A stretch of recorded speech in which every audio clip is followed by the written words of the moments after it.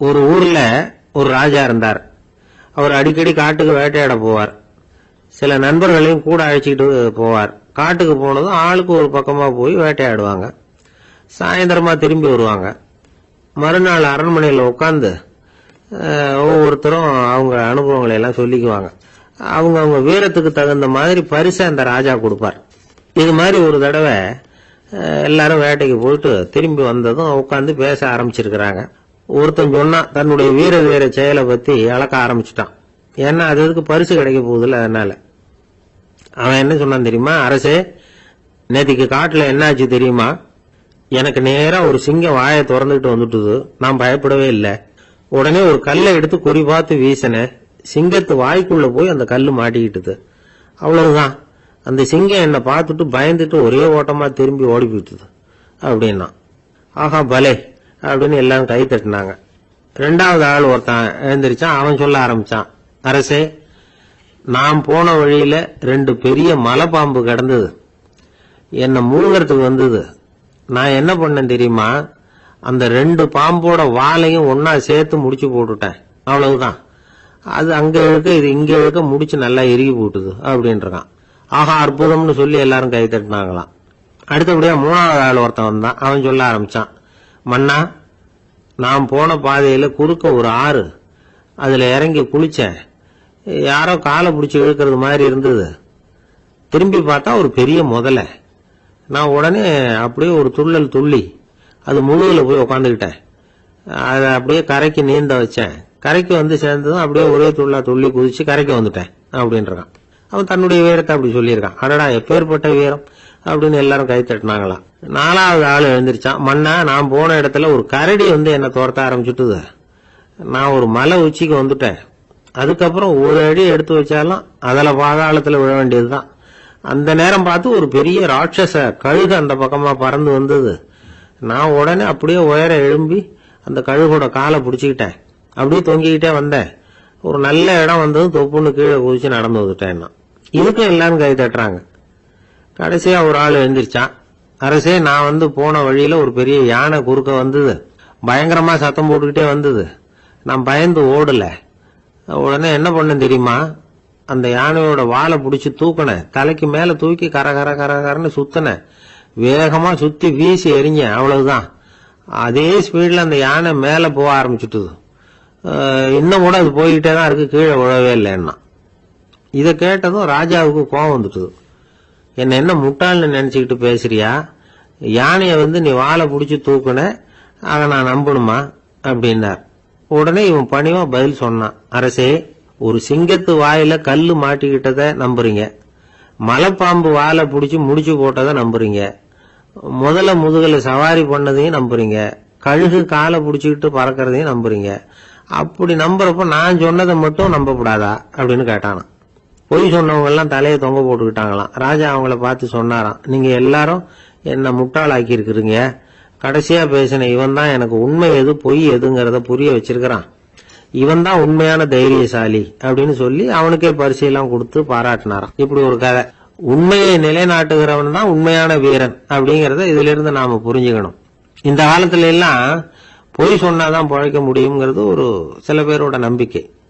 ஒரு அப்பாவுக்கு தன் மகனுக்கு பொய் சொல்ல தெரியலையேங்கிற கவலை. பொய் சொன்னாதான் இந்த உலகத்துல பிழைக்கலாம், ஆனா இவனுக்கு அது தெரியலையே, அதனால இவனை அழைச்சிட்டு போய் நடுக்கடல்ல விட்டுட்டு வந்துருவோம் அப்படின்னு அழைச்சிட்டு புறப்பட்டான். கடற்கரைக்கு போனான். மகனுக்கு சந்தேகம், எங்கப்பா என்ன அழைச்சிட்டு போறேன்னு கேட்டிருக்கான். கடல்ல மீன் பிடிக்க கத்து கொடுக்க போறேன் உனக்கு அப்படின்னு நானா. நான் ஏற்கனவே மீன் பிடிச்சிட்டேனேன்னு நானா இவன் மகன். எங்க அதுன்னு கேட்டிருக்கான். அப்பங்காரன். சுட்டு சாப்பிட்டுட்டேன் இருக்கான் புள்ள. அப்பங்காரன் பார்த்தான், சரி நம்ம புள்ள பொழைச்சிக்கோ அப்படின்னு சொல்லி திருப்பி அழைச்சிட்டு வந்துட்டானா. இணை புரியாத 2 நண்பர்கள் இருந்தாங்களாம். 2 பேரும் விடாம சிகரெட் குடிக்கிறவங்க. அதுல ஒருத்தன் செத்து போட்டான். இன்னொருத்தன் அதுக்கப்புறம் 2 சிகரெட்டா குடிக்க ஆரம்பிச்சானா. ஏன் இப்படி பண்றேன்னு கேட்டிருக்காங்க. நான் ஒரு சிகரெட்டு தான் குடிக்கிறேன், செத்து போன என்னுடைய ஃப்ரெண்ட் இருக்கானே செத்து போனவன், அவனுக்காக இன்னொரு சிகரெட்டு குடிக்கிறேன் அப்படின்னு நானா. இது ரொம்ப ஆபத்து, விட்டுடு அப்படின்னு சொல்லியிருக்காங்க. சரின்னு ஒத்துக்கிட்டான். ஆனா அதுக்கப்புறமும் ஒரு சிகரெட் வீதமா குடிச்சுக்கிட்டே இருந்தான். சிகரெட் பழக்கத்தை நீ இன்னும் விடலையான்னு கேட்டாங்களாம். அந்த பழக்கத்தை நான் எப்போ விட்டுட்டேன், இப்ப நான் குடிக்கிறது என் ஃப்ரெண்டுக்காக அப்படின்னு நானா. ஒரு கடைக்கு போனேன், 5 ரூபா பணத்தை எடுத்து கொடுத்தேன். ஒரு தினசரி பத்திரிகையை கேட்டேன். அவரு உடனே அங்கே அடுக்கி வச்சிருந்த பத்திரிகையில் ஒன்று எடுத்து என் கையில் கொடுத்தார், வாங்கிக்கிட்டேன். மீதி பணத்தை எடுத்தார், அதையும் என் கையில் கொடுக்கணும்ல, கொடுக்கல. எதிரில் இருந்த பலகையில் வச்சு எடுத்துக்க சொன்னார். எப்பவும் அவர் அப்படிதான் பண்ணுவார். நானும் எடுத்துக்கிட்டு வந்துடுவேன். இவர் ஏன் இப்படி பண்ணுறாருங்கிறது எனக்கு ரொம்ப நாளாக ஒரு சந்தேகம்.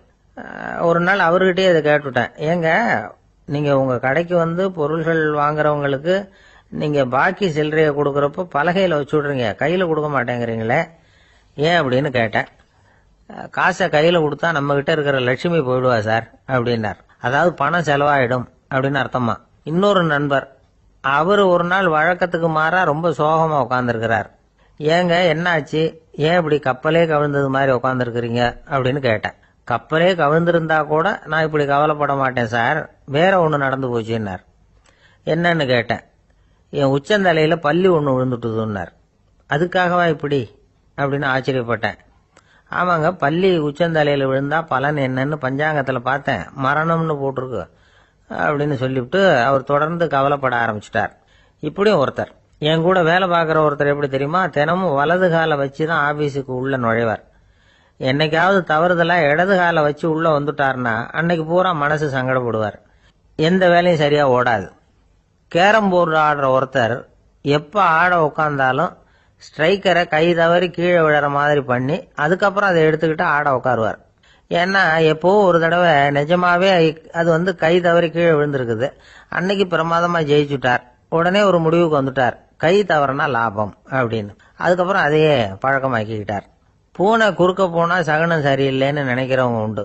ஆனா ஒருத்தர் எப்படி தெரியுமா, அவர் வெளியில கிளம்புற சமயம் பக்கத்து வீட்டு ரேடியோவில் மியாவ் மியாவ் பூனை குட்டின்னு பாட்டு சத்தம் கேட்டா கூட போதும், சகனம் சரியில்லைன்னு பிரயாணத்தை கேன்சல் பண்ணிவிடுவார். இப்ப இவ்வளவும் எதுக்கு சொல்றோம்னா, அளவுக்கு மீறின சகுன நம்பிக்கைகள் இருக்கு பாருங்க, இதோட பயமும் சேர்ந்துகிட்டதுன்னு வச்சுக்கோங்க, இது ஒருத்தருடைய மனநிலையை பாதிச்சிடும். இது உளவியல் நிபுணர்கள் சொல்ற கருத்து. வாழ்க்கையே தடுமாற வச்சிரும். பாதுகாப்பு இல்லாத உணர்வு, ஒரு விதமான டிப்ரெஷன் மனநிலை, இதெல்லாம் தான் இதுக்கு காரணமா அமையலாம். சில பேர் காய்கறி நறுக்க கத்திய கையில் எடுத்தா கூட நேரம் சரியா இருக்கா அப்படின்னு பார்த்துட்டு தான் வேலையை ஆரம்பிக்கிறது வழக்கம். அறிவு தான் மனசுக்கு வாத்தியாரா இருக்கணும், அப்பதான் வாழ்க்கை நிம்மதியா இருக்கும். அறிவு மனசு சொல்றபடியெல்லாம் கேட்க ஆரம்பிச்சுட்டுதுன்னா இடைஞ்சல் தான். ஒருத்தருக்கு 7ஆம் நம்பர் தான் ராசியான நம்பரா, 7ஆம் தேதி தான் எந்த காரியத்தையும் ஆரம்பிப்பாராம். 7 எழுத்து வர்றது மாதிரி பேரை மாத்தி வச்சுக்கிட்டார். 7 மணிக்கு தான் தினமும் எழுந்திருப்பார். 7ஆம் நம்பர் வீட்டில் தான் குடியிருக்கார். கல்யாணம் கூட 7ஆம் தேதி தான் பண்ணிக்கிட்டார். அவர் ஒரு நாள் குதிரை பந்தயத்துக்கு போனாராம். குதிரையோட பேரையெல்லாம் பார்த்தார். ஒரு குதிரையோட பேர் 7 எழுத்துல அமைஞ்சிருந்தது. 7 தானே இவருக்கு அதிர்ஷ்ட நம்பர். அதனால உடனே அது பேர்ல பணத்தை கட்டினார். பந்தயம் நடந்தது. என்ன சார் ஆச்சுன்னு கேட்டாங்க. நான் பணம் கட்டின அந்த என்னோட குதிரை 7ஆவதா சேர்ந்தது சார் அப்படின்னா. ஒரு ஊர்ல ஒரு ஆள் இருந்தான். அவன் ஒரு நாள் கோயிலுக்கு போனான். கடவுள்கிட்ட வேண்டிக்கிட்டான், எனக்கு ஒரு 1 லட்சம் ரூபாய் நீ கொடுத்தா நான் உன் சன்னதியில ஒரு தேங்காய் உடைக்கிறேன் அப்படின்னு வேண்டிக்கிட்டான். கடவுள் பார்த்தார். உடனே அவன் கண் முன்னாடி தோன்றினார். இந்தா நீ கேட்ட 1 லட்சம் ரூபாய் அப்படின்னு சொல்லி அவன் கையில பணத்தை கொடுத்துட்டு மறைஞ்சிட்டார். இவனால நம்பவே முடியல. இவ்வளவு சுலபமா கிடைக்கும்னு தெரிஞ்சிருந்தா அனாவசியமா ஒரு தேங்காய் உடைக்கிறேன்னு வேண்டி இருக்க வேண்டியது இல்லையே அப்படின்னு நினைச்சான். இருந்தாலும் வேண்டுதலை நிறைவேற்ற வேண்டியது கடமை. அதுக்காக என்ன பண்ணா, பக்கத்துல ஒரு கடைக்கு போனான். ஒரு தேங்காயை கையில் எடுத்தான். இது என்ன விலைன்னு கேட்டான். 5 ரூபான்னார் கடையில இருந்தவர். அதிகமா இருக்குதே விலைன்னா.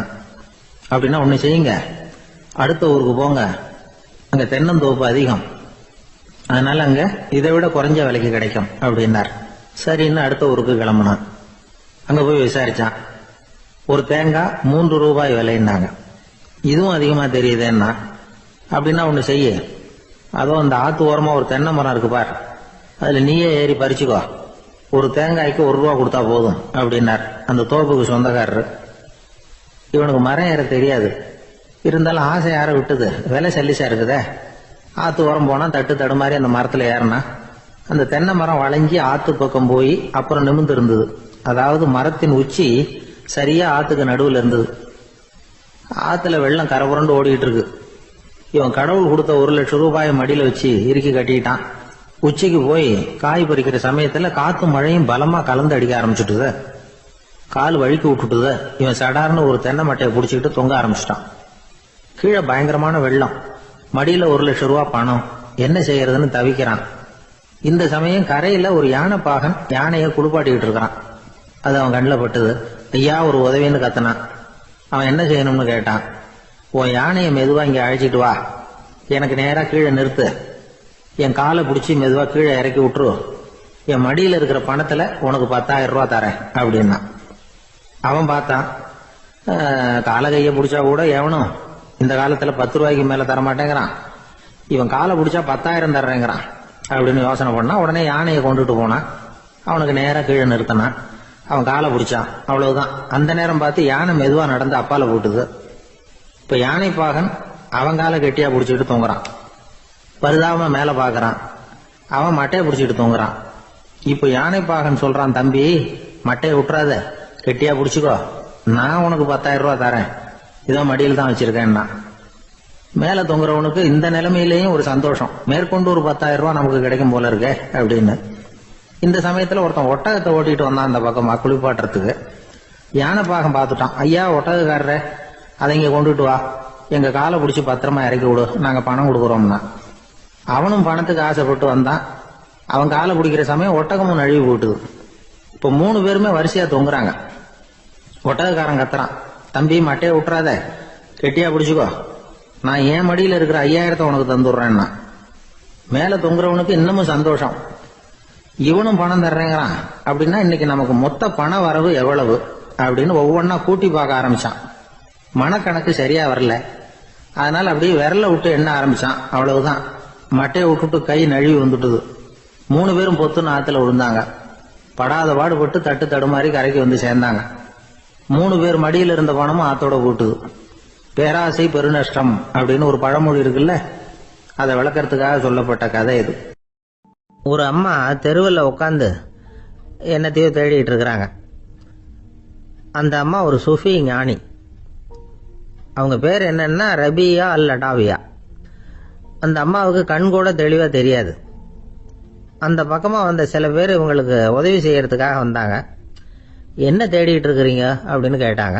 இதுக்கு அந்த அம்மா, அந்த கேள்வி அவ்வளவு முக்கியத்துவம் இல்லை, நான் தேடிட்டு இருக்கிறேன், உங்களால் முடிஞ்சா எனக்கு உதவி பண்ணலாம் அப்படின்னாங்களாம். உதவி செய்ய வந்தவங்களுக்கு ஆச்சரியம். எதை தேடுறோங்கிறது தெரியாமல் இப்படி ஏன் நேரத்தை செலவழிக்கிறீங்க, நாங்கள் எப்படி உங்களுக்கு உதவ முடியும், எங்களுக்கு ஒன்றும் புரியலையே அப்படின்ட்டுருக்காங்க.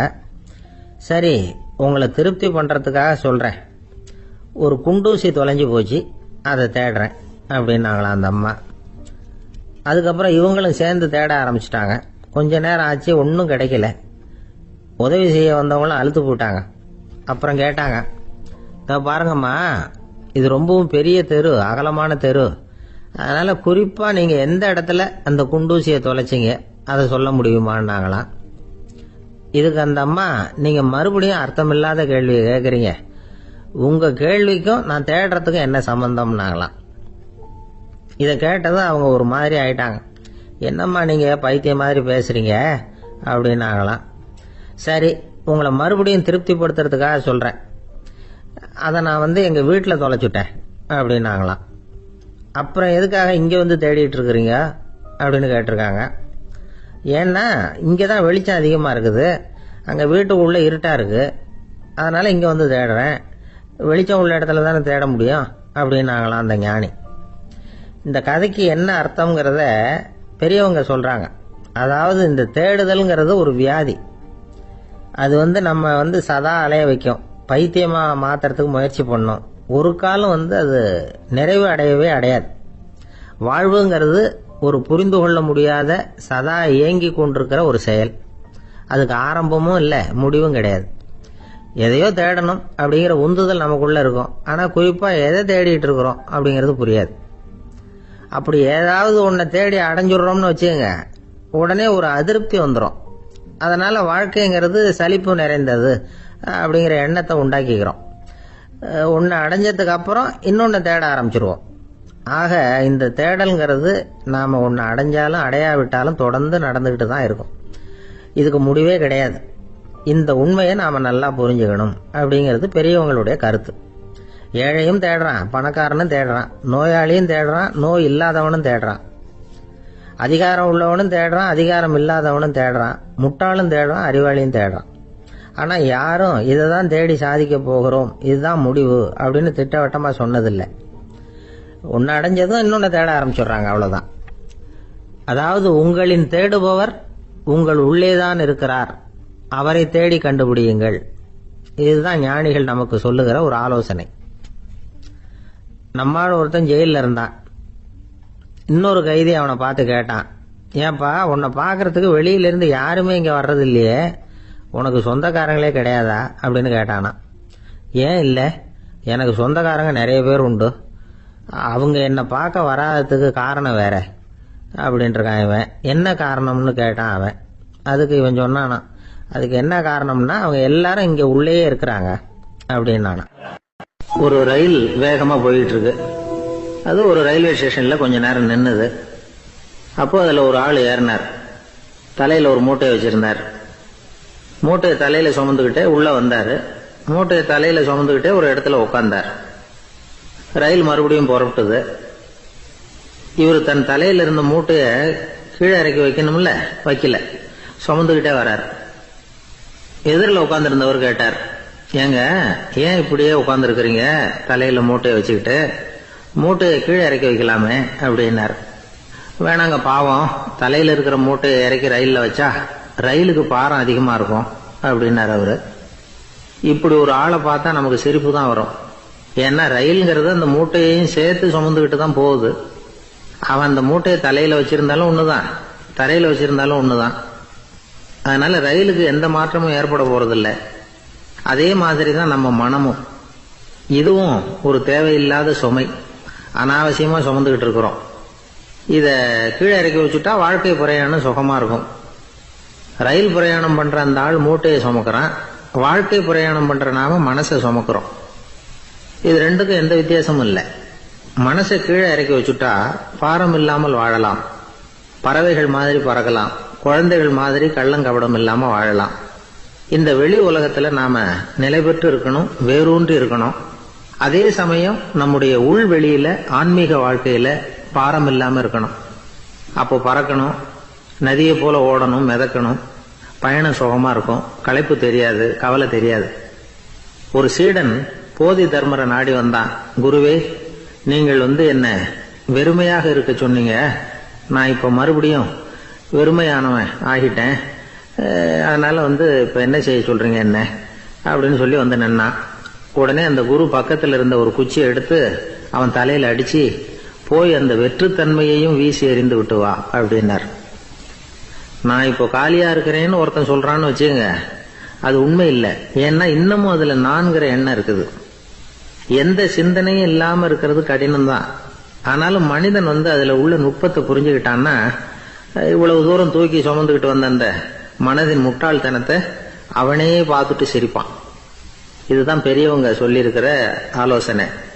நம்மால் ஒருத்தன் தலையில ஒரு பெரிய மூங்கில் கூடையோட ரயில்ல உட்கார்ந்தான். கூட தலையில இருந்தது, கீழே இறக்கி வைக்கல.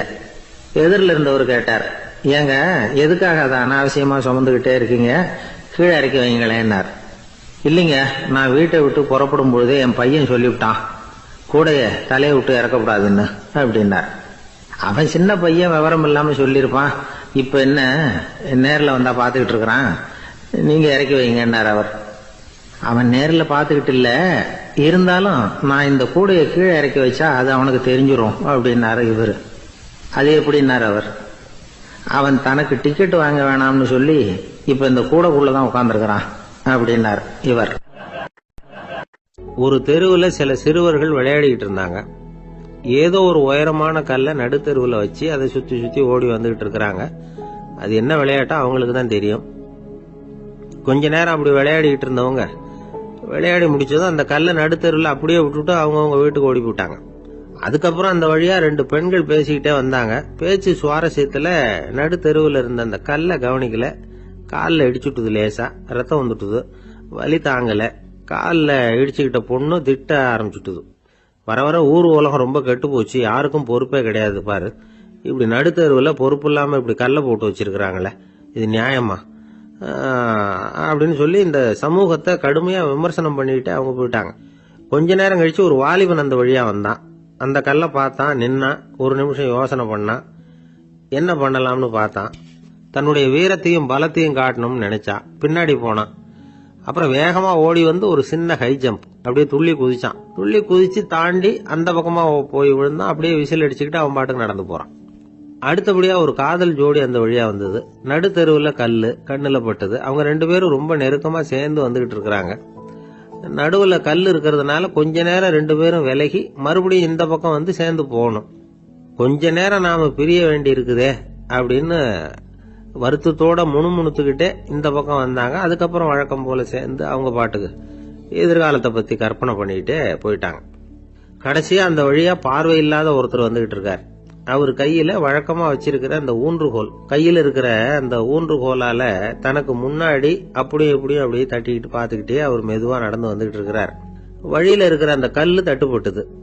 உடனே நடுத்தெருவுல ஒரு கல் இருக்குங்கிறத அவர் புரிஞ்சுக்கிட்டார். உடனே குனிஞ்சார். அந்த கல்லை தடவி பார்த்து எடுத்தார். தெரு ஓரமா கொண்டுட்டு போய் போட்டார். அதுக்கப்புறம் அவர் பாட்டுக்கு அவர் வழியில நடந்து போனார். இப்போ இதுல பல பேர் வந்தாங்க போனாங்க.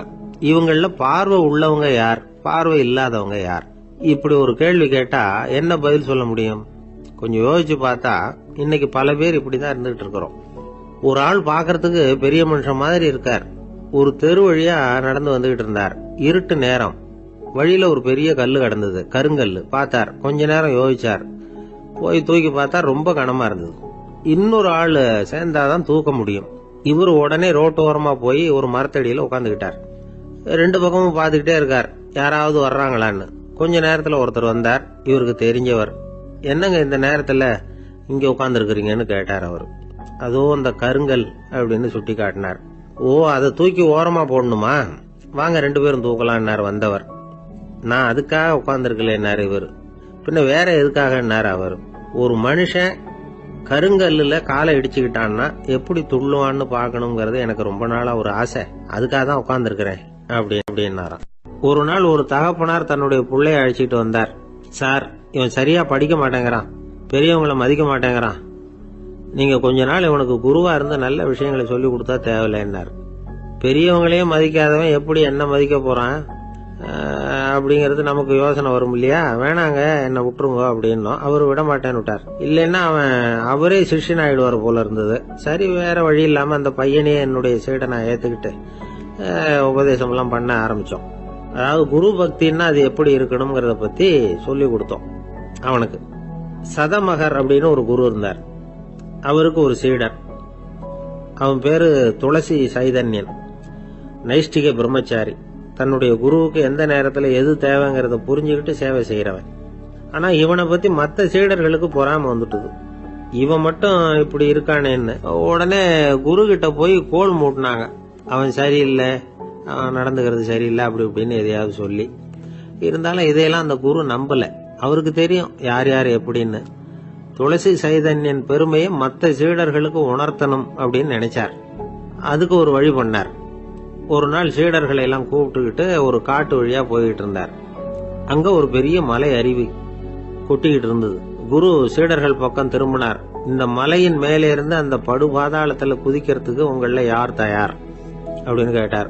ஒரு சீடனும் ஆய திறக்கல, ஒதுங்கி நின்றுகிட்டாங்க. பின்னாடி மூட்டை முடிச்சோட வந்துகிட்டு இருந்தான் துளசி சைதன்யன். அவனை பார்த்தார். தபாரப்பா, நீ மேலே இருந்து அந்த அருவியில குதி அப்படின்னார்.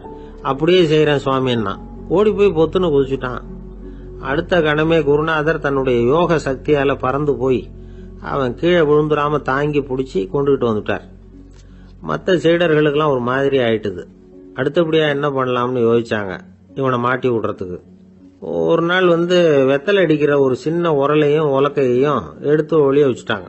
சதமகர் சன்னியாசி இல்ல, அவர் வெத்தலை போடுவார். பல்லு சரியில்லை, அதனால இடிச்சுதான் வெத்தலைய போடணும். திடீர்னு வெத்தலை பாக்கு கேட்டார்.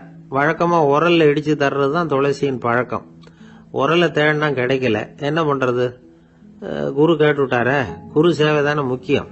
என்ன பண்ணா வெத்தலை பாக்க தன்னுடைய வாயில போட்டு முன்னும் அதை எடுத்து அவர்கிட்ட கொடுத்துட்டான்.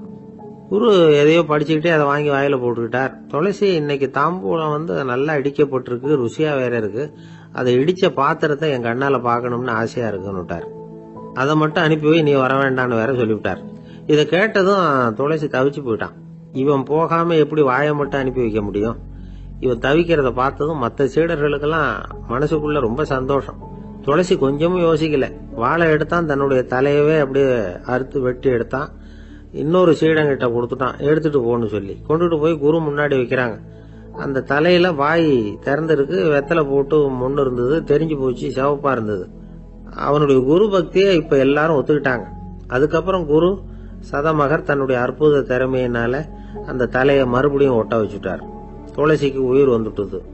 இப்படி ஒரு பெரிய கதை உண்டு. அதாவது துளசி சைதன்யன் அவனுடைய குரு பக்தி எப்படி அப்படின்னு கேட்டோம். ரொம்ப அபாரம் அப்படின்னு அந்த பையன் அடக்கமா, சும்மா விளையாட்டுக்காக தான் அப்படி அவங்கிட்ட கேட்டோம். ஏன்பா உன்னுடைய குரு பக்தியை என்கிட்ட காட்டுறதுக்கு உன்னோட கழுத்தை நீயே அறுக்கணும்னு நான் சொன்னா அதை நீ செய்வியா அப்படின்னு கேட்டோம்.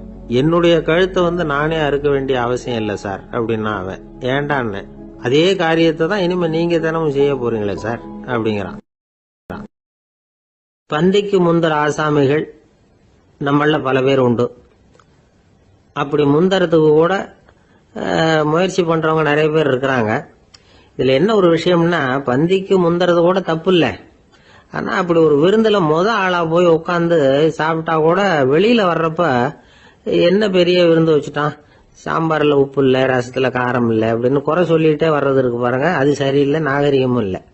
கல்யாண பத்திரிகையில என்ன போட்டிருக்குது, என் பொண்ணுக்கும் இன்னார் பையனுக்கும் கல்யாணம், எல்லாரும் குடும்பத்தோட வந்திருந்து மணமக்கள் ஆசீர்வதிக்கணும், இப்படித்தானே போட்டிருக்கோம்.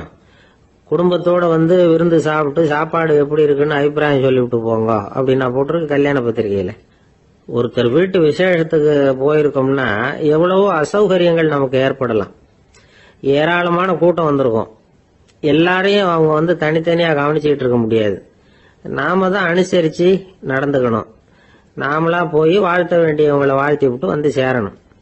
அதை விட்டுட்டு பத்திரிக்கை கொடுத்தானேன்னு போனேன், கவனிப்பே சரியில்லை அப்படின்னு புலம்பிக்கிட்டு இருக்கக்கூடாது. ஒரு விருந்துக்கு போனா அங்க எப்படி நடந்துக்கணும் அப்படிங்கறத பத்தி கூட அனுபவசாலிகள் சில விவரங்கள்லாம் சொல்லியிருக்கிறாங்க. இந்த காலத்துல கல்யாணம், பிறந்த நாள், அது இதுன்னு நிறைய விருந்துகள் நடக்குது. அதெல்லாம் எதுக்காக? மனித உறவுகளை வளர்த்துக்கிறதுக்காக தான், வேற எதுக்கு? ஒரு விருந்துக்கு போனா அமைதியா பொறுமையா போய் உட்காரணும். அடிச்சு பிடிச்சிக்கிட்டு இடத்த பிடிக்க போறேன் அப்படின்னு நிக்கப்படாது. முதல் பந்தி நடந்துகிட்டு இருந்தா அது முடிஞ்சு இலை எடுத்து சுத்தம் பண்ணதுக்கு அப்புறம் போய் உட்கார்றது தான் நாகரீகம். இலை எடுக்கிறதுக்கு முன்னாடியே அங்க போய் உட்காந்தா நல்லா இருக்காது. நீங்க சாப்பிட்டுட்டு உட்காந்துருக்கீங்களா, சாப்பிட்றதுக்கு உட்காந்துருக்கீங்களா, பாக்குறவங்களுக்கு சந்தேகம் வந்துடும். அதே மாதிரி இலையில எல்லா ஐட்டமும் பரிமாறினதுக்கு அப்புறம் சாப்பிட ஆரம்பிக்கணும். ஒவ்வொரு ஐட்டமா வைக்க வைக்க நாம பாட்டுக்கு எடுத்து உள்ள தள்ளிட்டே இருந்தோம்னா எதை வச்சோம் எதை வைக்கலன்னு பரிமாறினவரே குழம்பி போயிடுவார். ஏன்னா எப்ப பார்த்தாலும் இலை காலியாவே இருக்கும். சாப்பிட்றப்போ உங்க சாப்பாட்டையே நீங்க கவனிக்கணும். அடுத்தவங்க இலையில என்ன இருக்கு, பக்கத்துல இருக்கிறவர் எதை அதிகமா சாப்பிடுறார், இதெல்லாம் நமக்கு என்னத்துக்கு? எல்லாரும் சாப்பிட்டு முடிக்கிற வரைக்கும் பொறுமையா இருக்கிறது தான் நல்லது. நீங்க மட்டும் திடீர்னு பாதியில எழுந்திருச்சு பக்கத்துல இருக்கிறவங்களுக்கு சங்கடமா இருக்குமேங்கிறதெல்லாம் யோசிக்காம நீங்க பாட்டு எழுந்திரிச்சு போக கூடாது. பக்கத்துல உள்ளவங்க உங்களை எழுந்திருக்க சொன்னா எழுந்திரிச்சு போகலாம். விருந்துகள்ல சாப்பாட்டை வீணாக்கிறதே ஒரு நாகரிகமா போட்டுது. இந்த காலத்துல சாப்பாட்டுக்கே கஷ்டப்பட்டுக்கிட்டு பல பேர் இந்த உலகத்துல இருக்கிறப்போ சாப்பாட்டை வீணாக்குறது எவ்வளவு பெரிய மோசம்ங்கிறத நினைச்சு பார்க்கணும். வேணுங்கிற அளவுக்கு கேட்டு வாங்கி சாப்பிடுறது தான் முறை. விருந்துல இந்த பஃபே அப்படின்னு சொல்லி ஒரு முறை சொல்றாங்கல்ல, அதாவது உணவு வகைகளை எல்லாம் பொதுவா ஒரு இடத்துல வச்சுடுறது, நமக்கு தேவையானதை நாமே எடுத்து ஒரு தட்டுல போட்டுக்கிட்டு சாப்பிட வேண்டியது. இதுல கூட சில பேர் தேவைக்கு அதிகமா எடுத்து போட்டுக்கிட்டு வீணாக்குறாங்க. சில சமயம் கடைசியா சாப்பிட போறவங்களுக்கு எல்லா ஐட்டமும் கிடைக்காம போகலாம். அதை போய் பெருசு பண்ணிட்டு இருக்க கூடாது. என்ன சார் இந்த அளவுக்கு கூடவா நாகரிகம் தெரியாம இருக்கிறோம், இதை போய் பெருசா சொல்ல வந்துட்டீங்களே அப்படின்னு நினைக்கலாம். ஒருத்தர் ரெண்டு பேருக்கு இந்த விவரம் தேவைப்படலாம். அவங்க காதலையும் இது விழட்டுமேங்கிறதுக்காக தான் இது. ஒரு பெரிய கல்யாண விருந்து நடந்துகிட்டு இருந்தது. விருந்து மண்டபத்து வாசல்ல ஒருத்தர் நின்றுகிட்டு வர்றவங்களையெல்லாம் ரொம்ப மரியாதையா வணங்கி உள்ள அனுப்பி வச்சுக்கிட்டு இருந்தார். எப்படி தெரியுமா? வர்றவங்க கையெல்லாம் பிடிச்சி முத்தம் கொடுத்து அதுக்கப்புறம் உள்ள அனுப்பி வச்சுக்கிட்டு இருந்தாராம். கூட்டம்லாம் முடிஞ்சதுக்கு அப்புறம் அவர்கிட்ட போய் கேட்டிருக்கிறாங்க, சார் நானும் எவ்வளவோ விருந்துகளுக்கு போயிருக்கிறேன், இருந்தாலும் இவ்வளவு மரியாதையா வர்றவங்க கைக்கெல்லாம் முத்தம் கொடுத்து வரவேற்கிறத இங்கதான் பாக்குறேன் அப்படின்னு சொன்னாங்க. அதுக்கு அவரு சொன்னார், அட போங்க சார், நான் முத்தம் கொடுக்கல, முந்தின பந்திக்கு வந்து சாப்பிட்டவங்களே அடுத்த பந்திக்கும் வர்றாங்களான்னு மோந்து பார்த்து அனுப்பி வச்சுக்கிட்டு இருந்தேன் அப்படின்னார். ஆபீஸ்ல வேலை பார்க்கிற ஒருத்தர் வந்தார். பேசாம ஒரு 10 நாள் லீவு போட்டுடலாமா பாக்குறேன் அப்படின்னார். ஏன்னு கேட்டோம். என்னுடைய மேலதிகாரி ஒரு முசுடு சார், அவர்கிட்ட வேலை பார்க்கறது ரொம்ப கஷ்டமா இருக்குது அப்படின்னார். ஆபீஸ்ல வேலை பார்க்கறவங்க எல்லாம் ஒரு விஷயத்த நல்லா ஞாபகத்துல வச்சுக்கணும். மேலதிகாரிங்கிறவர் ஒரு பெரிய மகான் இல்ல, அவரும் ஒரு மானிட பிறவிதான். சராசரி மனுஷனுக்குள்ள பலம் பலவீனம் ரெண்டும் அவருக்கும் உண்டு. அதனால அவரை கொஞ்சம் அனுசரிச்சு போறதுக்கு பழகிறது தான் நல்லது. மேலதிகாரிகள்ல பல வகை உண்டு. அதுல முக்கியமா 3 வகை. அதுல ஒரு வகை எப்படி தெரியுமா? உங்களை வந்து ஒரு வேலை செய்யற மெஷினா மட்டுமே நினைக்கக்கூடிய வகை. இவங்கெல்லாம் எப்படின்னா, எங்கேயாவது வெளியூர் போயிருந்தா கூட அங்கிருந்து போன் பண்ணுவாங்க, அந்த வேலை என்னாச்சு, இந்த வேலை என்னாச்சு அப்படின்னு. இவங்களுக்கெல்லாம் உங்க நலனை பத்தியோ உங்க குடும்பத்தை பத்தியோ அக்கறை இருக்காது. நீங்க சொல்ற யோசனை எதுவும் இவங்க கிட்ட எடுபடாது. கொடுத்த வேலையை பாரு, நீ எனக்கு புத்தி சொல்ல வேணாம் அப்படிம்பாங்க. இவங்களை அனுசரிச்சு போறதுக்கு ஒரே வழி, இவங்க எதை சொன்னாலும் சரின்னு சொல்லிவிட்டு வேலையை கவனிக்க வேண்டியதுதான். இவங்க கிட்ட வேற எந்த கேள்வியும் கேட்டுக்கிட்டு இருக்கக்கூடாது. ஆமா சாமி போடுறது கௌரவ குறைச்சல் இல்ல, அது ஒரு அலுவலக சௌகரியம், அவ்வளவுதான். இன்னொரு வகையான மேலதிகாரிகள் எப்படி தெரியுமா? இவங்கெல்லாம் ஆபீஸ் வேலையை பத்தி அதிகமா கவலைப்பட்டுக்கிட்டு இருக்க மாட்டாங்க. தங்களுடைய சொந்த இமேஜ் பாதிக்கப்படக்கூடாதுங்கிறதுலயே கவனமா இருப்பாங்க. இவங்கெல்லாம் அடிக்கடி உங்க நலனை விசாரிப்பாங்க. அதே மாதிரி நீங்களும் அவரை விசாரிக்கணும்னு எதிர்பார்ப்பாங்க. இந்த ரக அதிகாரிகளுக்கெல்லாம் புது வருட வாழ்த்து அனுப்பலாம், பிறந்த நாள் வாழ்த்து அனுப்பலாம். அவருக்கு எங்கேயாவது ஒரு பாராட்டு விழா நடந்தா முதல் வரிசையில போய் உட்காந்து உங்க முகத்தை காட்டலாம். ஆபீஸ் வேலையை மட்டுமே பாக்குற பணியாளர்கள் இது மாதிரி அதிகாரிகள் கிட்ட நல்ல பேர் வாங்க முடியாது. இன்னொரு வகையான மேலதிகாரிகள் உண்டு. அவங்க எப்படின்னா, ஆபீஸ் வேலையை பத்தியும் கவலைப்பட மாட்டாங்க, தனக்கு கீழே வேலை பார்க்கறவங்கள பத்தியும் கவலைப்பட மாட்டாங்க. எக்காரணம் கொண்டும் தன்னுடைய பொசிஷனுக்கு ஆபத்து வந்துடக்கூடாதுன்னு நினைக்கக்கூடியவங்க இவங்க. இவங்களால வந்து கடுமையான வேலை செய்யவும் முடியாது, தீர்மானிக்கவும் முடியாது. எந்த முடிவையும் எடுக்காம அப்படியே தள்ளி போட்டுக்கிட்டே போடுவாங்க எல்லாத்தையும். இதனால என்ன ஆகும்னா, இவருக்கு கீழே வேலை பார்க்கிற உங்களுக்கு பொறுப்பு அதிகமாயிடும். இவங்க கிட்ட போய் பிரச்சனையை மட்டும் சொல்லி பிரயோஜனம் இல்லை, அதுக்கான முடிவுகளை நீங்களே சொல்லணும். அப்பதான் இது மாதிரி அதிகாரிகள் கிட்ட நல்ல பேர் வாங்கலாம். அட்லீஸ்ட் கெட்ட பேர் வாங்காமலாவது காலம் தள்ளலாம். ஆபீஸ்ல வேலை பார்க்கறவங்க முக்கியமா சில விஷயங்களை ஞாபகத்துல வச்சுக்கணும். ஆபீஸ்ல நடக்கிற நல்லது கெட்டது எதுவா இருந்தாலும் உடனடியா மேலதிகாரி கிட்ட தெரிவிக்கிறது நல்லது. 3வது மனிதர் மூலமா அதை அவர் தெரிஞ்சுக்கிறது அவ்வளவு நல்லது இல்லை. எந்த மேல் அதிகாரியுமே தான் வந்து இந்த சர்பாஸ் செய்யப்படுறத விரும்புறதில்லை. அதனால அவருக்கு தெரியாம மேலிடத்துக்கு மணி எழுதி போடக்கூடாது. அப்படி எழுதி போடுறவங்க சில பேர் இருக்கிறாங்க. நீங்களும் உங்க மேலதிகாரியும் தொழில் ரீதியா ஒரே படிப்பு படிச்சவரா இருக்கலாம். அப்படி இருந்ததுன்னா அட்ஜஸ்ட் பண்ணி போறது கொஞ்சம் கஷ்டம்தான். இதை மனசுல வச்சுக்கிட்டு நடந்துக்கணும்.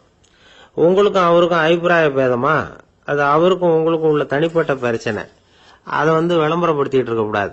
அது அவருடைய கோபத்தை கிளறும். உங்க மேலதிகாரி உங்க கூட படிச்சவரா இருக்கலாம், அதுக்காக அவரை எல்லாருக்கும் முன்னாடி அடைய கிச்சாமி எப்படிடா இருக்க அப்படின்லாம் கேட்டுக்கிட்டு இருக்க கூடாது. பொதுவா யாரும் அதை விரும்புறதில்ல.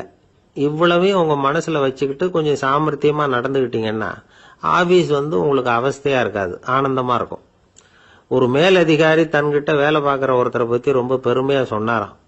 எங்க ஆபீஸ்ல எவ்வளவோ பேர் வேலை பார்க்கறாங்க, எல்லாரும் தினமும் வந்து ஏதாவது பிரச்சனைகளை சொல்லிட்டு இருப்பாங்க. ஆனா இவர் ஒருத்தர் மட்டும்தான் இது வரைக்கும் என்கிட்ட வந்து எந்த பிரச்சனையும் சொன்னதே இல்லை. அவர் பாட்டுக்கு வருவார், வேலை பார்ப்பார், போயிடுவார் அப்படின்னாராம். நான் உடனே அவ்வளவு பெருமைக்குரிய அந்த ஊழியரை பார்த்து கேட்டேன், ஏன்பா உன்னுடைய மேலதிகாரி கிட்ட நீ எந்த பிரச்சனையும் கொண்டுகிட்டு போறதே இல்லையாமே அப்படின்னு கேட்டேன். அதுக்கு அவர் சொல்றாரு, ஆமாங்க, அது ஏன்னா அவரால் எந்த பிரச்சனையுமே தீர்க்க முடியாதுங்கிறது எனக்கு நல்லா தெரியும், அதனால அப்படி செய்யறேன், வேற ஒண்ணும் இல்லை அப்படின்னார் ரொம்ப பொறுமையா. இந்த உலகத்துல மனுஷன் எவ்வளவோ தவறுகள் செய்யறான். அதுக்கெல்லாம் என்ன காரணம்? அதை பத்தின ஆராய்ச்சி தான் இன்னைக்கு. இதுக்கு ஆராய்ச்சி என்னத்துக்கு, அது தெரிஞ்ச விஷயம் தானே அப்படின்னு நீங்க நினைக்கலாம். ஆனா அப்படி அலட்சியமா இந்த விஷயத்தை விட்டுறக்கூடாது. பொதுவா எல்லோரும் நினைக்கலாம், எது சரி எது தவறு அப்படின்னு தெரியாததுனாலதான் மனுஷன் தப்பு பண்றான் அப்படின்னு. ஆனா அப்படி சொல்லிட முடியாது. மனுஷன் வந்து தெரிஞ்சேதான் தவறுகள் பண்றான். இப்போ உதாரணத்துக்கு ஒரு சாலையில இடது பக்கம் போக வேண்டிய ஒருத்தர் நடுக்கோட்டை தாண்டி வலது பக்கமா வண்டியை ஓட்டிட்டு போறாருன்னு வச்சுங்க. என்னப்பா இது தப்பு இல்லையா அப்படின்னு அவர்கிட்ட கேட்டா, அதெல்லாம் எனக்கு தெரியும், நீ உன் வேலையை பார்த்துட்டு போ அப்படிம்பார். வலது பக்கமா போறது தப்புன்னு தெரிஞ்சேதான் அவர் அப்படி செய்யறார், அப்படி போறார். பெரிய உத்தியோகத்தில் இருக்கிறவங்க கூட லஞ்சம் வாங்குறாங்க.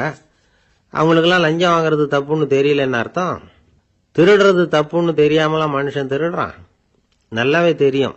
நீங்க வேணும்னா கேட்டு பாருங்க, வேற வழி இல்லை அதனால தான் திருடுறேன்பா. திருடுறது ஒரு புண்ணியமான காரியம்னு திருடனே கூட சொல்ல மாட்டான்.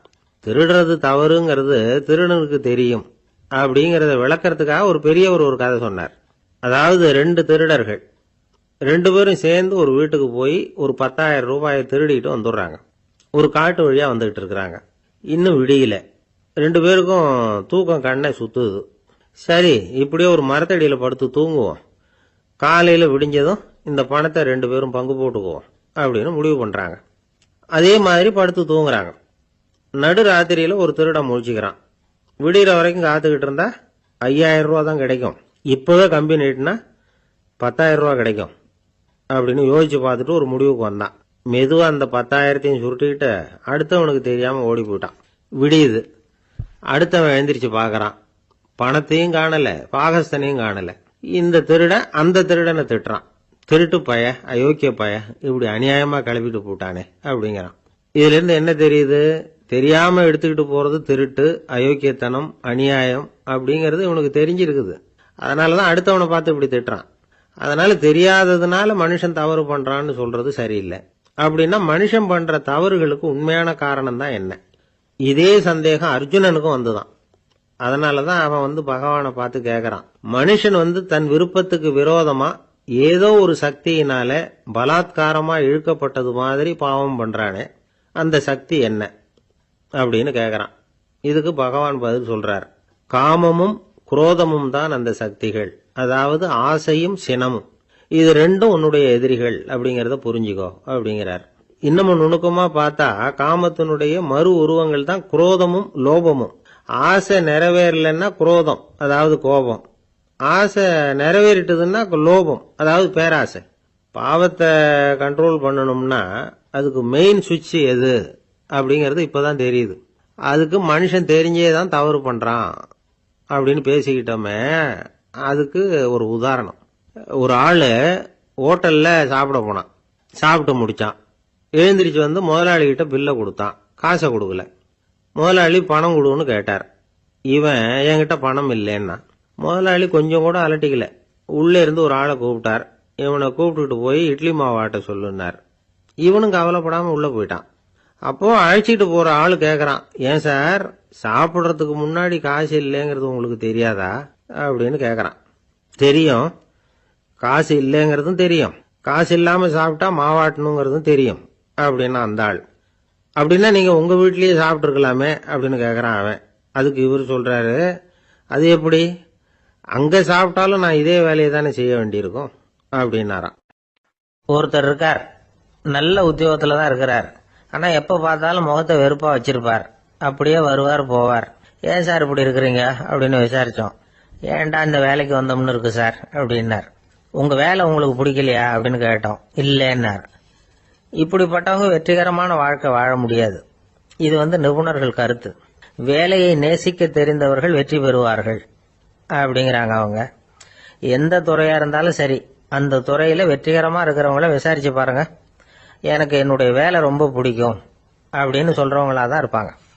அப்படி இருந்தாதான் அது வெற்றிகரமா இருக்க முடியுது அவங்களால. ஒருத்தனுக்கு பிடித்தமான பொழுதுபோக்கே அவனுடைய தொழிலா இருந்துட்டுதுன்னா அவனை மாதிரி கொடுத்து வச்சவன் வேற யாரும் இல்லை அப்படிங்கிறார் பெர்னாட் ஷா. ஒரு தடவை மன்னர் ஹுமாயூன் உயிரை தண்ணீர் முண்டு ஊற்றுகிற தொழிலாளி ஒருத்தர் காப்பாத்தினாராம் அந்த ஹுமாயூன் உயிரை. உடனே மன்னர் கேட்டிருக்கார், உனக்கு என்ன வேணும்னாலும் கேளு தரேன், உயர் பதவி வேணுமா அப்படின்னு கேட்டாராம். மன்னா, மக்களின் தாகம் தீர்க்கக்கூடிய இந்த பணியை விட உயர்ந்தது உண்டா அப்படின்னாராம் அந்த தொழிலாளி. அவரால் அவருடைய வேலையை நேசிக்க முடிஞ்சது, அதனால மகிழ்ச்சியா இருக்க முடிஞ்சது. நாமெல்லாம் அப்படி இல்லை, வேலை கிடைக்கிற வரைக்கும் கிடைச்சா போதும் அப்படின்னு இருக்கோம். கிடைச்சதுக்கு அப்புறம் ஏன்டா இந்த வேலைக்கு வந்தோம்னு ரொம்பவும் அழுத்துக்குவோம். சரி, நாம் இருக்கிற இடத்துல நாம வெற்றிகரமா இருக்க வழி உண்டா அப்படின்னா உண்டுன்னு சொல்றாங்க. அதாவது மன இயல் நிபுணர்கள் இருக்கிறாங்க இல்லையா, அவங்க அதுக்கு முக்கியமா 6 வழிகள் சொல்றாங்க. நீங்க ஒரு அலுவலகத்துல வேலை பார்க்கறவரா அப்படின்னா இதை கேளுங்க. அதாவது உங்க மேலதிகாரி எதிர்பார்ப்புக்கு தகுந்த மாதிரி உங்க வேலை இருக்குதா? அப்படி இல்லைன்னா முதல்ல உங்க வேலையின் தரம் உயரணும். உங்களுக்கு மேல கீழே வேலை பார்க்கிற பணியாளர்கள் கிட்ட நல்ல விதமா பழகுறீங்களா? அந்த உறவு முறையில ஏதாவது குறை இருந்தா அதை கண்டுபிடிச்சு சரி பண்ணுங்க. நம்பிக்கைக்கு உரியவர் அப்படின்னு நீங்க பேர் எடுக்கணும். நீங்க எடுக்கிற முடிவு நல்ல முடிவா தான் இருக்கும் அப்படின்னு அடுத்தவங்க சொல்லணும். உங்க தோற்றத்துக்கு முக்கியத்துவம் கொடுங்க. இது மனம் உடல் ரெண்டும் சம்பந்தப்பட்டது. அதனால மனசையும் ஆரோக்கியமா வச்சிருக்கணும், உடம்பையும் ஆரோக்கியமா வச்சிருக்கணும். உங்களுடைய நிர்வாகம் செயல்படுற விதத்தை நல்லா புரிஞ்சு வச்சுக்கணும். உங்களுடைய நிர்வாகம் இப்போ ஒரு காரியம் செய்யுதுன்னு வச்சுங்க, ஏன் அப்படி செய்யுது, எதுக்காக அப்படி செய்யுது, அதனுடைய குறிக்கோள் என்ன, அது நீடிக்கிறதுக்கு காரணம் என்ன, இதெல்லாம் தெரிஞ்சுக்கணும். சிரிப்புக்கு வஞ்சகம் பண்ணக்கூடாது, நல்லா சிரிக்கணும், அப்பதான் அது திரும்ப கிடைக்கும். கடந்த கால தோல்வியை பத்தி கவலைப்படக்கூடாது. முதலாளி விருப்பம் தெரிஞ்சு நடந்துக்கிறது நல்லதுதான். அதுக்காக காக்கா பிடிக்கணுங்கிற அவசியம் இல்லை. உங்களுக்கு ஒரு பொறுப்பான வேலை கிடைக்குது, உடனே சத்தம் குழப்பம் அப்படின்னு சூழ்நிலையை இறுக்கமா ஆக்கிடக்கூடாது. எந்த சூழலையும் இயல்பா கையாளக்கூடியவர் அப்படிங்கறத காட்டணும். இதெல்லாம் உங்கள் துறையில நீங்கள் வெற்றி பெற நிபுணர்கள் சொல்ற யோசனைகள். இவ்வளவு விவரமும் சொல்லிவிட்டு ஒருத்தரை பார்த்து கேட்டோம், இப்ப சொல்லுங்க, நீங்க செய்யற வேலை உங்களுக்கு பிடிச்சிருக்குதா அப்படின்னா. ரொம்ப ரொம்ப பிடிச்சிருக்குது அப்படின்னார். சரி, என்ன செஞ்சிட்டு இருக்கிறீங்க அப்படின்னு கேட்டோம். சும்மா தான் இருக்கிறேன் அப்படின்னார் அவர். ஒரு ஆபீஸ்ல வேலை பார்க்கிற ஒருத்தர் ஏதோ தப்பு பண்ணிவிட்டார். உடனே மேல் அதிகாரி அவரை கூப்பிட்டு அனுப்புனார். நீ செஞ்சது தப்புன்னார் கோபமா. இது ஒரு ரகம். சில அதிகாரிகள் இப்படி நீங்க செஞ்சது தப்புன்னு சொல்றதில்ல, நீங்க செஞ்சது சரி அப்படின்னு சொல்றதில்ல. எப்படி சொல்லுவாங்கன்னா, நீங்க செஞ்சது சரியில்லைன்னு நான் நினைக்கிறேன் அப்படின்னு சொல்லுவாங்களாம். அதாவது சில பேர் நீங்க செஞ்சது தப்புங்கிறாங்க, அதையே மாத்தி சொல்றாரு இவர், நீங்க செஞ்சது சரியில்லைன்னு நினைக்கிறேன். இது ரெண்டும் அர்த்தம் ஒண்ணுதான், இருந்தாலும் வார்த்தைகள் வித்தியாசம். நிர்வாக திறமை இல்லாத ஒரு அதிகாரி யூ ஆர் ராங் அப்படின்னு சொல்லுவாராம். நிர்வாக திறமை உள்ள அதிகாரியா இருந்தா அதையே கொஞ்சம் மாத்தி I think you are not correct அப்படிம்பாராம். இதுதான் வித்தியாசம். இருந்தாலும் வார்த்தைகளை உபயோகப்படுத்துற விதத்தை வச்சுதான் வேலை நல்லா நடக்கிறதும் நடக்காததும் இருக்கு. விவரம் தெரிஞ்சவங்க என்ன சொல்றாங்க தெரியுமா? Be a leader not a boss அப்படிங்கிறாங்க. ஒரு லீடரா இரு, பாஸா இருக்காதே அப்படிங்கிறாங்க. சரி, அப்படின்னா லீடருக்கும் பாஸுக்கும் வித்தியாசம் உண்டா அப்படின்னு கேட்டா இருக்குன்னு சொல்றாங்க. லீடருங்கிறவர் வேற, பாஸுங்கிறவர் வேற. ஒரு லீடர் எப்படி நடந்துக்குவார், ஒரு பாஸ் எப்படி நடந்துக்குவார், இத முதல்ல நாம தெரிஞ்சுக்கணும். அவங்க எப்படி நடந்துக்குவாங்க அப்படிங்கறதுக்கு சில விவரங்கள் இருக்கு. அதை கேட்டோம்னா நாம புரிஞ்சுக்கலாம் அதை. அதாவது பாஸுங்கிறவர் விரட்டிக்கிட்டே இருப்பார், லீடருங்கிறவர் ஊக்கப்படுத்திக்கிட்டே இருப்பார். நாளைக்கு சாயந்தரத்துக்குள்ள அந்த வேலையை செஞ்சு முடிக்கலன்னா தொலைச்சு விடுவோம் தொலைச்சி அப்படிம்பார் அவர். இவர் எப்படி சொல்லுவார்னா, இது வரைக்கும் நீங்க செஞ்சிருக்கிற வேலை ரொம்ப அற்புதம் அப்படிம்பார். பாஸுங்கிறவர் அதிகாரத்தை நம்பி செயல்படுறவர், லீடருங்கிறவர் நல்லெண்ணத்தை நம்பி செயல்படுறவர். நம்ம கிட்ட அதிகாரம் இருக்கு, பவர் இருக்கு, அதனால காரியத்தை சாதிச்சுடலாம் அப்படின்னு நினைக்கிறவர் அவரு. மற்றவங்க கிட்ட ஒரு நல்ல அபிப்பிராயத்தை சம்பாதிச்சுக்கிட்டு அது மூலமா காரியங்களை சாதிக்கிறவர் இவர். பாஸுங்கிறவர் பயத்தை உண்டு பண்ணுவார், லீடருங்கிறவர் அன்பை பரவ செய்வார். அது செய்யலைன்னா ஆடிட்ல தகராறாயிடும், இது செய்யலைன்னா இன்கிரிமெண்ட் கட் ஆயிடும், இப்படி ஏதாவது சொல்லி பயமுறுத்திக்கிட்டே இருப்பார் அவர். இவர் அப்படி இல்லை. உடம்பு இப்படி இருக்கு, வீட்டில் எல்லாரும் சௌக்கியமா இருக்கிறாங்களா, ஆபீஸ்ல எல்லாம் வசதியா இருக்குதா, நான் ஏதாவது உதவி செய்யணுமா அப்படின்னு அன்புக்கு முக்கியத்துவம் கொடுப்பார். பாஸுங்கிறவர் எதுக்கு எடுத்தாலும் நான் சொல்லிட்டு இருப்பாரு, லீடருங்கிறவர் நாமன்னு சொல்லிட்டு இருப்பார். பாஸுங்கிறவர் தப்புக்கு காரணம் யாருன்னு பார்ப்பார், லீடருங்கிறவர் தப்பு என்னன்னு பார்ப்பார். இதுதான் ரெண்டு பேருக்கு வித்தியாசம். The boss shows who is wrong, the leader shows what is wrong அப்படின்னு சொல்லுவாங்க. இந்த காரியம் எப்படி செய்யப்பட்டிருக்கு அப்படின்னு தெரிஞ்சுக்கிறவர் பாஸ், இந்த காரியத்தை எப்படி செய்யணும்னு செஞ்சு காட்டுறவர் லீடர். பாஸுங்கிறவர் பணியாளர்களை திட்டுவார், லீடர் மரியாதைக்குரியவரா நடத்துவார், அதுக்குரியவரா அவர் நடந்துக்குவார். செய்யற வேலையை ஒரு சுமையா நினைக்க வைக்கிறவர் பாஸ், செய்யற வேலையை ஒரு சந்தோஷமா ஆக்குறவர் லீடர். ஒரு முதலாளியா இருக்கிறவர் அல்லது ஒரு நிர்வாகியா இருக்கிறவர் இது மாதிரியான நுணுக்கங்களை எல்லாம் தெரிஞ்சு வச்சுக்கிறது நல்லது. ஒரு பாஸ் இருக்கார், அவர் ஒரு நாள் ரொம்ப பெருமையா தன்னோட ஆபீஸை பத்தி பேசிக்கிட்டு இருந்தார். எனக்கு கீழே 200 பேர் வேலை செய்யறாங்க சார், நான் ஒரு கோடு கிழிச்சா அவங்க அதை தாண்டாத அளவுக்கு நான் நடந்துக்கிறேன் சார் அப்படின்னார் அவர். அது எப்படி முடியுது உங்களால அப்படின்னு கேட்டோம். நான் கோடே கிழிக்கிறது இல்லை சார் அப்படின்னார். நண்பர்கிட்ட பேசிக்கிட்டு இருந்தேன். அவருடைய உறவினர் ஒருத்தர் ஒரு நேர்முக தேர்வுக்கு போயிருந்தாராம், இன்டர்வியூக்கு. ரொம்பவும் பொறுப்பாகவும் கவனமாகவும் செயல்பட வேண்டிய பதவிக்கான நேர்காணல் அது. இவர் எழுத்து தேர்வுல ஏராளமான மதிப்பெண்கள் வாங்கிவிட்டார், அதனால அதை பத்தி கவலை இல்லை. இப்ப நேர்முக தேர்வுல தேர்வு பெறணும். ஏராளமான சான்றிதழ்கள் வச்சிருந்தார். நேர்காணல்ல கேட்கப்பட்ட எல்லா கேள்விகளுக்கும் சரியான பதில தான் சொன்னார். இருந்தாலும் பாருங்க, அந்த நேர்முக தேர்வுல அவர் தேர்ந்தெடுக்கப்படல. என்ன காரணம் அப்படின்னு பின்னாடி விசாரிச்ச போதுதான் விவரம் தெரிஞ்சுதான். அது என்ன ஆயிருக்குதுன்னா, அந்த நேர்காணலின் போது இவர் நடந்துகிட்ட முறையில சில தவறுகள் நடந்து போச்சான். முக்கியமா 2 தவறுகள். ஒண்ணு, அவங்க ஒரு கேள்வியை கேட்டு முடிக்கிறதுக்குள்ளேயே இவர் பதில் சொல்ல ஆரம்பிச்சுட்டாராம். 2வது என்னன்னா, இவர் நாற்காலியில தாராளமா இயல்பா சாஞ்சி உட்காராம நாற்காலி முனையில உட்கார்ந்து இருந்தாராம். இந்த 2 விதமான செயல்பாடுகளும் இவர் அவசரப்படுறவர், பதற்றப்படுறவர் அப்படிங்கறதுக்கான அடையாளங்கள். அதாவது கேள்வியை கேட்டு முடிக்கிறதுக்குள்ளேயே முந்திக்கிட்டு பதில் சொல்றது. 2வது, நாற்காலியில இயல்பா தாராளமா உட்காராம நாற்காலி முனையில உட்கார்றது. பார்க்க போற வேலைக்கு அவசரம், பதற்றம் இது 2 இருக்கக்கூடாதான். அதனால மார்க் இருந்தும் சர்டிபிகேட் இருந்தும் அந்த வேலை வாய்ப்பு அவருக்கு கிடைக்கல. வேலை கொடுக்கறவங்க நம்ம கிட்ட இருந்து என்னதான் எதிர்பார்க்கறாங்க, இத தெரிஞ்சு வச்சுக்கிறது நல்லது. முதல்ல மற்றவர்களுடன் தொடர்பு கொள்ளும் திறமை, அதாவது எபிலிட்டி டு கம்யூனிகேட். நீங்க நினைக்கிறத அழகா தொகுத்து வகைப்படுத்தி சொல்ல தெரியுதான்னு பாப்பாங்க. உங்க திட்டங்களை அடுத்தவங்க ஏற்றுக்கொள்ளக்கூடிய விதத்துல வெளிப்படுத்துறதுக்கு உங்களால முடியுதான்னு பாப்பாங்க. இதுக்கு என்ன செய்யறது? குழப்பம் இல்லாம சிந்திக்கணும், குழப்பம் இல்லாம பேசணும். 2வது விஷயம் என்னன்னா புத்திசாலித்தனம், அதாவது இன்டெலிஜென்ஸ். ஏத்துக்க போற வேலையை நல்ல விதமா செய்ய முடியுமா உங்களால, அதை எந்தெந்த வழியில செய்யலாம் அப்படிங்கறத உங்களால தீர்மானிக்க முடியுமா, அந்த வேலைக்கான புது புது யோசனைகளை உங்களால சொல்ல முடியுமா அப்படின்னு பாப்பாங்க. இது இன்டெலிஜென்ஸ்.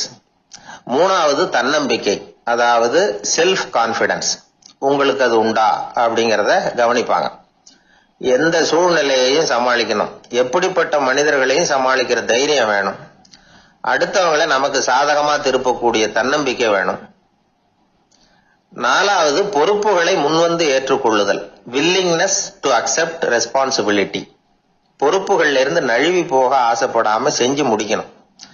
5வது முன் வருதல், இனிஷியேட்டிவ். வேலையோட முக்கியத்துவம் உணர்ந்து அதை ஏத்துக்கிட்டு தகுந்த நடவடிக்கைகளை தயங்காம எடுக்கிறதுக்கு முன் வரணும். 6வது என்னன்னு கேட்டீங்கன்னா தலைமைத்துவம், லீடர்ஷிப். 4 பேருக்கு தலைமை தாங்கி நல்ல விதத்துல நடந்துக்க தெரியுதா. 7வது கற்பனை திறன், இமேஜினேஷன். சில பிரச்சனைகள் வரக்கூடும் அப்படின்னு முன்கூட்டியே யூகிச்சு அதுக்கு தகுந்த மாதிரி நடவடிக்கை எடுக்கிற திறமை உண்டா அப்படிங்கறத பாப்பாங்க. 8வது என்னன்னா வளைந்து கொடுத்தல், பிளெக்சிபிலிட்டி. சூழ்நிலைக்கு தகுந்த மாதிரி, மாற்றங்களுக்கு தகுந்த மாதிரி அனுசரிச்சு நடந்துக்கிறதுக்கு தெரியுதா உங்களுக்கு அப்படிங்கறத கவனிப்பாங்க. அடுத்தது திறமைகளை வெளிக்கொணரும் திறமை, இன்டர்பர்சனல் ஸ்கில்ஸ். அடுத்தவங்க கிட்ட இருக்கிற திறமையை கண்டுபிடிச்சு அதை நல்ல விதத்துல ஊக்கப்படுத்தி பயன்படுத்த தெரியுதா அப்படின்னு பாப்பாங்க. 6வது சுய அறிவு, செல்ஃப் நாலேஜ். அடுத்தவங்க நம்மளை பத்தி என்ன நினைக்கிறாங்க அப்படிங்கறத நம்மால புரிஞ்சுக்க முடியுதாங்கிறது முக்கியம். அடுத்தது போட்டி மனப்பான்மை, காம்படிட்டிவ்னஸ். அடுத்தவங்களை ஒப்பிட்டு பார்த்து அதை விட ஒரு படி மேல வரணுங்கிற குணம் வேணும். இதுக்கு அடுத்தது என்னன்னா குறிக்கோளை வெல்லுதல், கோல் அச்சீவ்மெண்ட். குறிக்கோளை சவாலா எடுத்துக்கிட்டு அதை அடையணும். அப்புறம் வேறுபட்ட திறமைகள், ஒகேஷனல் ஸ்கில்ஸ், பதவிக்கு வேண்டிய திறமைகள் தவிர மற்ற திறமைகள் எதுவும் உண்டாங்கிறது முக்கியம். நமக்கு வேலை கொடுக்கணும்னு நினைக்கிறவங்க நம்ம கிட்ட இருந்து இவ்வளவும் எதிர்பார்ப்பாங்க. அதுக்கு தகுந்த மாதிரி நம்மளை நாமே தயார்படுத்திக்கணும். எனக்கு வேண்டப்பட்ட ஒருத்தர் ஒரு இன்டர்வியூக்கு போயிட்டு வந்தார். நேர்காணலுக்கு. எப்படி இருந்தது இன்டர்வியூன்னு விசாரிச்சேன். நான் போனேன். அவர் கேட்ட எல்லா கேள்விக்கும் அவர் எதிர்பார்த்தது மாதிரி எல்லா பதிலையும் சொன்னேன். கடைசியா நான் எதிர்பார்க்காத ஒரு தகவலை அவர் சொன்னார் அப்படின்னார். என்னன்னு கேட்டேன். அவரும் என்ன மாதிரியே இன்டர்வியூக்கு வந்தவர் தானா, சும்மா என்ன கேள்வி கேட்டுக்கிட்டு உட்காந்துருந்தாராம் அப்படின்னார். அதனால ஒரு நேர்காணலுக்கு போறதுக்கு முன்னாடி என்ன எதிர்பார்க்கறாங்க அப்படிங்கறத தெரிஞ்சுக்கிட்டு போனா வெற்றி நிச்சயம். இன்பம் துன்பம் இது ரெண்டும் சேர்ந்ததுதான் வாழ்க்கை. இது எல்லாரும் சொல்லிட்டு இருக்கிற ஒரு உண்மை. அது சரி, இது ரெண்டும் வர்றதுக்கு என்ன காரணம்? துறவி ஒருத்தர் யோசிச்சு பார்த்திருக்கார். இன்ப துன்பம் தோன்றுவதற்கு முக்கியமா 6 காரணங்கள் உண்டு அப்படிங்கிறார் அவர். அது என்னங்கிறத நாமளும் தெரிஞ்சு வச்சுக்குவோமே. இப்ப முதல் காரணம் சுயநலம். ஒரு தாயார் தன்னுடைய சுயநலம் கருதி தன்னுடைய மகன் இன்பமா இருக்கணும்னு ஆசைப்படுறாங்க. மகனும் அப்படியே ஆசைப்படுறான். அதனால தாயாரின் இன்ப துன்பங்களை பார்த்துட்டு மகனும் இன்ப துன்பம் அடையறான். அந்த அம்மாவுக்கும் அதே நிலைமை தான். 2வது காரணம் உறவு. நான் துறவியான பிறகு கூட உறவுங்கிற காரணத்தினால தான் தாயாருடைய சுக துக்கங்களை கண்டு நானும் சுக துக்கம் அடைகிறேன். என் தாயாருடைய நிலைமையும் இதுதான் அப்படிங்கிறார் ஒரு துறவி. 3வது காரணம் என்னன்னா அறிமுகம். எனக்கு அறிமுகமான ஒருத்தரை ரயில் நிலையத்தில் சந்திக்கிறேன். அவர் தன்னுடைய பணப்பையை எங்கேயோ தொலைச்சி விட்டு வருத்தப்பட்டு இருக்கிறார். நானும் வருத்தப்படுறேன். அந்த சமயத்தில் யாரோ ஒருத்தர் இதுதானே அவங்க பணப்பை அப்படின்னு சொல்லி கொண்டாந்து நீட்டுறார். பணப்பையை தொலைச்சவர் சந்தோஷப்படுறார். நானும் சந்தோஷப்படுறேன். இது அந்த துறவி சொல்ற அனுபவம். 4வது காரணம் என்னன்னா கருணை. எனக்கு முன்னே பின்ன தெரியாத ஒருத்தனை யாரோ ஒருத்தன் அடிச்சு காயப்படுத்தி போடுறான். கருணை காரணமா நான் அதுக்காக துக்கப்படுறேன். 5வது காரணம் எதையும் நம்புறது. ஒரு பசுமாட்டை ஒரு முரணை அடிச்சுக்கிட்டு இருக்கிறான் அப்படின்னு ஒருத்தர் நம்மகிட்ட சொல்றாருன்னு வைங்க, உடனே நான் துக்கப்படுறேன். இன்னொருத்தர் அந்த முரணனை போலீஸ்காரங்க பிடிச்சிட்டு போயிட்டாங்கன்னு சொல்லி சொல்றாரு. நான் உடனே சந்தோஷப்படுறேன். 3வதா ஒருத்தர் முதல் 2 பேரும் சொன்னது பொய்யுங்கிறார். அப்ப நான் இன்ப துன்பம் ரெண்டுமே இல்லாம நிம்மதியா இருக்கிறேன். இது ஒரு விதம். அடுத்தது 6வது காரணம் என்னன்னா தன்மயமாகுதல். ஒரு நாவல் படிச்சுக்கிட்டு இருக்கிறோம்.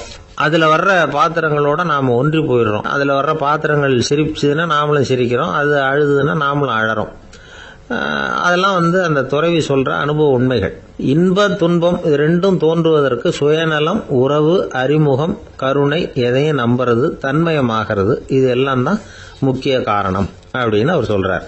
ஆக கூடி ஒட்டு மொத்தமா யோசனை பண்ணி பார்த்தா பிற பொருள்கள் மீது பற்றுதல் காரணமா தான் நாம இன்ப துன்பம் அடையிறோம் அப்படிங்கறத புரிஞ்சுக்க முடியுது.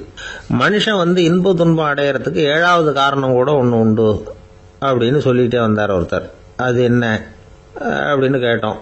அதுதான் சார் இந்த நீங்க சொல்லிட்டு வர்ற இன்று ஒரு தகவல்னார். எப்படி சொல்றீங்கன்னு கேட்டோம். இன்று ஒரு தகவல் கேட்க ஆரம்பிக்கிறப்போ மனசுல இன்பம், ஆரம்பிச்ச உடனே இது ஏற்கனவே கேட்ட சமாச்சாரமாச்சே அப்படின்னு நினைக்கிறப்போ துன்பம் அப்படின்னு அதுக்கு ஒரு விளக்கம் கொடுத்தாரு அவர். ஆளை பார்த்தா 60 வயசு மாதிரி தோணும். உண்மையான வயசு என்னன்னு பார்த்தா 40 அல்லது 45. சில பேரை பார்க்கறதுக்கு 45 மாதிரி தெரியும், உண்மையிலேயே 65 தாண்டி இருப்பாங்க. ஒரு மனிதனுக்கு 2 வகையான வயது உண்டுங்கிறார் ஓஷோ. அதாவது உடம்புக்குன்னு ஒரு வயசு, மனசுக்குன்னு ஒரு வயசு.